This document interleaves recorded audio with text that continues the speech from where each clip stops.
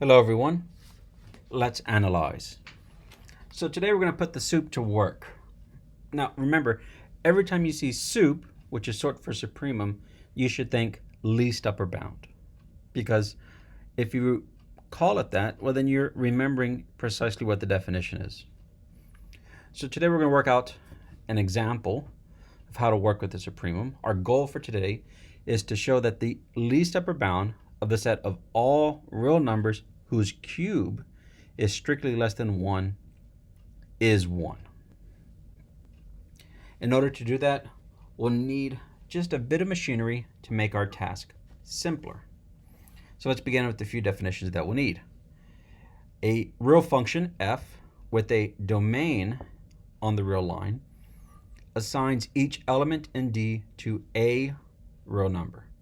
And this is often expressed as f maps D to R. Now, not every element in R may be mapped by f from D. The R that's at the right-hand side of that arrow means that R is the codomain. It tells you the type of output that f produces. However, every element in D has to be mapped by f. The range or image of f is the set of every outcome of f of x for all x in the domain. We might write this as range of f. We might write it as image of f. We might write it as f of d. Since d is a set, f of d is a set. It's f of x for all x in d. So those are just a few different ways we might write or express the range or the image. It's every possible outcome of f. So let's define the concept of monotonically increasing. A function is monotonically increasing if whenever x is less than or equal to y, f of x is less than or equal to f of y. A function is strictly monotonically increasing if x is less than y implies f of x is less than f of y. Another way to think about this is if the variable x increases, then the function value increases. A function is called monotonically decreasing if x is less than or equal to y implies that f of x is greater than or equal to f of y. If both of those inequalities became strict, then I would have strict monotonically decreasing. Another way of thinking about this is if the variable x increases, then the function value decreases. Note that a function that is both monotonically increasing and decreasing must be constant. The trichotomy axiom strikes again. However, it's impossible for a function to be strictly monotonically increasing and strictly monotonically decreasing. That's not possible. Now, using the power of the contrapositive, a contrapositive just means if A implies B, then whenever B is false, A must have been false. So using this logical tool, we can extend the definition of strict monotonicity to an if and only if statement. So the forward implication of the proof is, well, it's just exactly the definition of strict monotonic increasing. X is less than y implies f of x is less than f of y. In other words, if the variable increases, the function value increases. The contrapositive of that definition states that if the function value does not increase, then the variable didn't increase. In other words, if f of y is not greater than f of x, then y can't be greater than x. Another way to state that is if f of y is not greater than f of x, then it has to be either less than or equal to. And that implies that y is less than or equal to. Now, if I get equals, if f of y equals f of x, then x is not greater than y, and y is not greater than x. by the contrapositive statement above. Because if x were greater than y and y were greater than x, I would get f of y or f of x were greater. Because remember, strict monotonic increasing means I only stay still if the variable stays still. That's essentially what we're saying in that statement. So if f of y and f of x are equal, then x and y are equal. And of course, if x and y are equal, then f of y and f of x have to be equal by definition of a function. A function can only assign one number to one other number. Therefore, x equals y if and only if f of x equals f of y. So that means this statement here, f of y is less than or equal to f of x. Well, when we get equality here, we get equality here. Meaning if we get strictly less than here, we have to have strict less than here, which is what we wrote here in this statement. And we've proven our result. X is less than y implies f of x is less than f of y, and f of y is less than f of x implies y is less than x.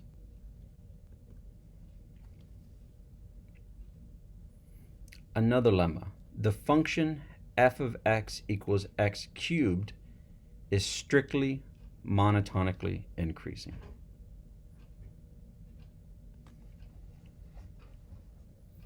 We need to show that if x is less than y, then x cubed is less than y cubed in every case. Now, as our goal implies, we're going to try different cases. Let's consider the case that x is non-negative and y is positive. Right? If x is non-negative, y has to be positive because y is strictly greater than x. So that's one case. Well, since x is non-negative, it's either 0 or positive. If it's 0 and I multiply both sides of this inequality by x, I would get 0 equals 0. But if it's positive, then by the invariance of positive scaling, if I multiply both sides of this expression by x, then my inequality holds. So x times x is less than or equal to y times x. And since y is positive, x times y is strictly less than y times y. I took this inequality and I multiplied both sides by y. Now, by transitivity, that means x squared is less than or equal to y times x, which is less than y squared. So x squared is less than y squared.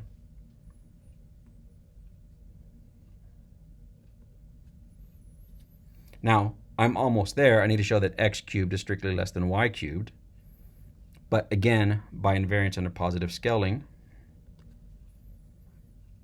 I can multiply both sides of this inequality by x. Now, because x could possibly be 0, I can't just say less than. I have to say less than or equal to. So I'm taking the fact that x is less than y. I'm multiplying both sides by x squared. And I'm also going to multiply both sides of this by y. That gives me that x times x squared, in other words, x cubed, is less than or equal to y times x squared. Y times x squared is strictly less than y cubed, implying that x cubed is less than y cubed by transitivity. So, at least in the case that both x and y are non-negative, then I get the monotonic relationship. Case 2. Suppose x is negative and y is positive. Well, if x is negative, then x times x squared is less than 0 times x squared. I'm multiplying both sides by x squared. Why can I multiply both sides by x squared? Because we know that x squared is positive. So x times x squared, in other words, x cubed, must be strictly negative. Now, y is positive. That implies if I take that expression, 0 is less than y, multiply both sides by y squared, then I get 0 equals 0 times y squared, which is less than y times y squared, or y cubed. So x cubed is negative, y cubed is positive, and by transitivity I get x cubed is less than y cubed. So in this second case, I have strict monotonicity, specifically strictly monotonically increasing. Now let's look at case 3 when both numbers are non-positive. X strictly negative and y either negative or 0. Well, then I can take this inequality expression that I began with, take the negative of each side, meaning I have to flip these signs from a lemma we did last week. So I would get 0 is less than or equal to negative y, which is strictly less than negative x.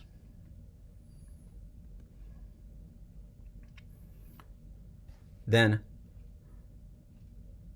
because negative y and negative x are exactly described in the case of case 1. Remember what case 1 is?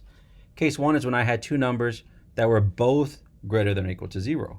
Well, that's exactly what I have here. Negative y is greater than or equal to 0. Negative x is greater than y, which is negative y, which is greater than or equal to 0.